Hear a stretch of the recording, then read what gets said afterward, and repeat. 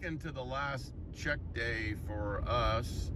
Season actually closes on Monday. Today is Saturday. And but Monday we've got to do some stuff. So we're gonna pull our traps tomorrow. So second to the last day of checking traps. It's always kind of I don't know, kind of weird when you get down to the end of the season. Part of you is kind of like, wow, it's been a long season. I'm kind of tired, you know, from checking traps most every day, getting up early, working late, all that kind of stuff. And then part of you is, at least for me, part of me is always sad that the season's over and it's like, now I got to wait a whole another year. The good part is next year we're gonna have an extra 30 days of season here in Missouri. So the season will start November 15th and it'll run to the end of February. So we'll have, you know, all of December, January, and February, 3 months. The first couple weeks of November, I don't really like, I never liked. It's the same time as firearm season. So I usually don't even put traps in the ground then, because you're out there with all the deer hunters, gut piles and everything. Plus it's generally not really cold then. So that first couple weeks, I felt this kind of a waste. So this will give you all of December, January, and February, which should be much better. I know some of the coons, some of the coyotes may be a little bit rubbed in February, but at least you're still catching them and removing them to help the wildlife. And I think that's the real reason the conservation department is extending the season, is because of basically how bad the turkey population has gotten in the last 10 years. And they know, they have finally admitted that they know that clearly habitat has something to do with that, but also it's predators. They realize the predators are basically out of control, and that's having a big effect on lots of prey species like turkeys, rabbits, quail, things like that. So they're finally deciding that we need to extend the season, get some more of these predators out of there. You know, not that many people are trapping anymore, so it's a way to let the trappers that are trapping stay out there a little bit longer. And in the meantime, maybe you can pick up a few more, you know, decent furs that aren't rubbed and things like that. Cats are good in February. They're nice and good in February, so bobcats won't be an issue. So today we're gonna go check traps. Got the trapping dogs with me. I really don't want to even call Jetta a trapping dog. She's still a resort dog, but she's with us. She is likes going, so she's hanging out. We still got Athena doing her thing, and we're just gonna go out and check traps. The sun's out. It's gonna be warmer today. Finally, it's like 18 right now, but I think it's supposed to be like near 50 today, which would be fantastic. And then supposed to be nice again tomorrow. So we'll finish up the season, hopefully with a few catches, and we'll take you along as we go. Okay guys, we're back here at this trail set we have in here in this little peninsula that's sticking out. And this morning the trap was sprung and it was clearly deer. We saw there was 15 deer in this field when we pulled in. When we come out here in the dark a couple times to check traps, there's been 20 or 25 deer in this field. There's deer everywhere in here. And they're walking up and down this trail like everything else. And it was clear that it was deer walking down through here that just stepped on the trap, and it's sitting in the bed, and it's pretty easy to tell. So what we did is just put it back in place. You can see I just blended it all back in. It's right here on this little pinch point, kind of between that big tuft of grass and this tuft of grass right there. Kind of try to blend it all in and just let it be.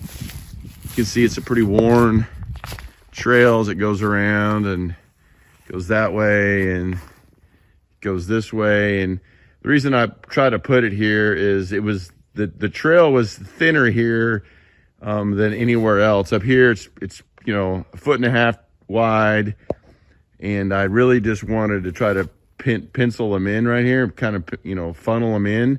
So as they come around this corner, they're coming this way. I'm using these grass clods that are just growing there to kind of really be a natural pinch point. And this is where we caught that bobcat a couple days ago. And we've only got one more night. So maybe we'll get lucky tonight and catch another critter right here in this same set. Okay, so this is a flat set that we have set in this power line right here, along with this trail that's coming together. There's a 3-fence intersection right here, and then a 2-track right here. We have another set right over there we caught 2 gray foxes in. This set has not been productive, and the main reason why, and I don't know why it's so much more susceptible to this than that set is, but you can see here we are. The trap, it's pulled out of the bed, straightened out. There's no catch circle. There's nothing else here. This is a deer. There's deer tracks all over the place in here. That you can see there's deer just running up and down this trail. There's deer tracks going down into there.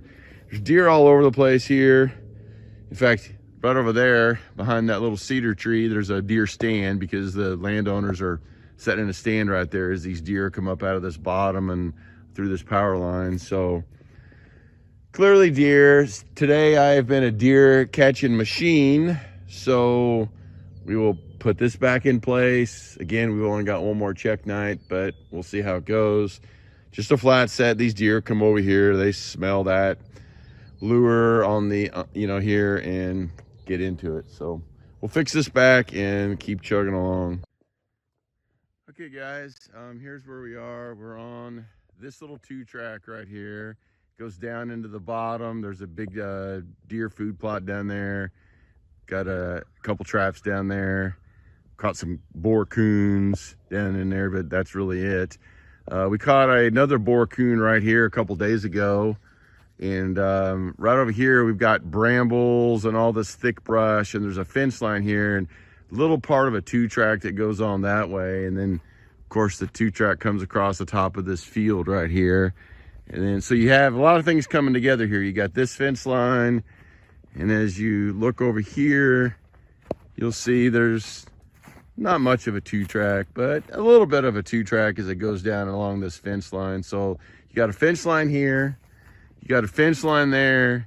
You got an outside corner right here. You got all that thick brush and brambles and just gunk over there. That is not land that we have permission to trap on, but we do have everything on this side. And then you got, a little bit of a 2-track right here. So you basically got like 5 things coming together right here. And I've caught coyotes here. Last year we caught several coyotes here in this outside edge. We caught a big boar coon here the other day. They're probably just coming out of all these brambles. You can see all the coon trails as you come over here. There's all kinds of little coon trails, going in and out of this stuff. There's a big trail right here just on the other edge of this fence. You can see there's a coon trail right through there, going that way, going that way. All kinds of trails. You can see how thick all this brush in here is. Here's another coon trail right here, going through there. Sorry, my shadow's in the way. Going into these brambles. So, right here on this corner, come up here today, and not a coyote, but it is cat number 16. It's a nice one. Can't tell if it's a male or female, but it's a good one. Kind of looks like a female to me, just in the face, but it's always so hard to tell. But regardless, it's a good sized cat, full grown cat. Not a baby for sure. This one's been around a while, eating a lot of turkeys and a lot of creatures. And so it's a good one. The landowner had told me prior to coming in here and trapping that he'd seen cats on his game camera, and that if we caught a cat, he would be interested in getting it mounted or something. So I just texted him. He's on his way over, and we'll chat and see what we can work out on this cat. But it's a good one. So it just goes to show you that it just keeps on. Good set, good locations, catch lots of critters, whether it's coons, coyotes, cats, whatever. They just keep coming into these sets. So we'll talk to the landowner, deal with this cat, then we'll reset it and get one more check night out of it. So here's the remake on this set that we just caught this bobcat in. All I did is take the grass and some of the debris that's left here and just chunk it up here behind the back of the hole. The hole was not damaged, so it's just rebait and lure. I put some predator control group gator bait and some gusto down in the hole, little skunky lure down in the hole. No lure, everything smells like a bobcat. Put the little bobcat scat that was left behind right here on the edge of the hole, and then there's the trap right there. And here's what it looks like back from a distance. Right along this edge here, right along this edge here, right along this 2-track, and that's what it looks like. So it's only one more night, so we're gonna pull this trap tomorrow, but maybe we'll get a coyote here tonight. They'll come along, smell see the disturbance, smell the bobcat here, and hopefully we'll catch something. Okay, so the landowner came over, brought his son, and he was probably maybe 10, something like that, maybe even a little bit younger, 8 or 10, probably in that range. And he got to see the bobcat along with the landowner, and of course that was really cool. I don't think they've ever seen a bobcat from 6 feet away before. And then at some point the landowner's wife came over and brought their daughter, and so they all got to see it. He did want the cat. It was a really good cat. Had a really nice white belly. It had those stripes down its back and good spots. It was a female, and she was a good size, full grown, really good size, well-fed female. So they took the female. They're gonna have it mounted, put in their house. We worked out an arrangement on that, and it was just a really generally excellent deal to teach the kids some stuff, let them see that, and then ultimately ended up getting some more land out of the deal. They were like, hey, we know some other people that you could trap on too, and ended up getting maybe as many as 4 new places to trap. So it's just all about treating people right, being good to people, being respectful of them and their land, and helping them, and really just doing the right thing. So it worked out great for everybody. We got to remove that cat, which is going to help livestock, more importantly the wildlife, turkeys, rabbits, quail, that kind of stuff. They got to be respectful of the animal by mounting it and displaying it in their house, and they're going to get to tell people they came from right over here, and they'll have a really cool story to say. And on my side, helped me helped me have the catch the cat, and also get more land to trap on, and so it worked out really good for everybody. It was a win-win, and that's what it's all about, being out here in the country, trapping and meeting people and helping each other. All right, guys, so I'm continuing to be the deer catching master today.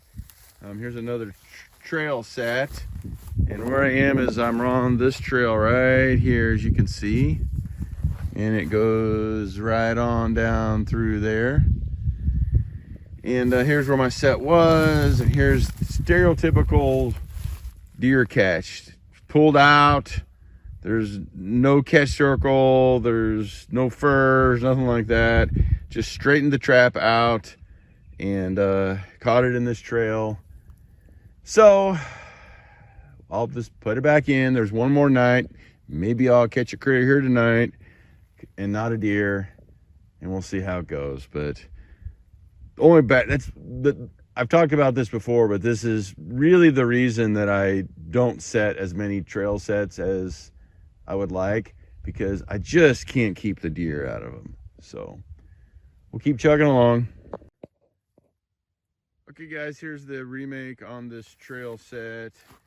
The trap is actually right here, and I put some scat right there, and you can see here's the trail running right down through there.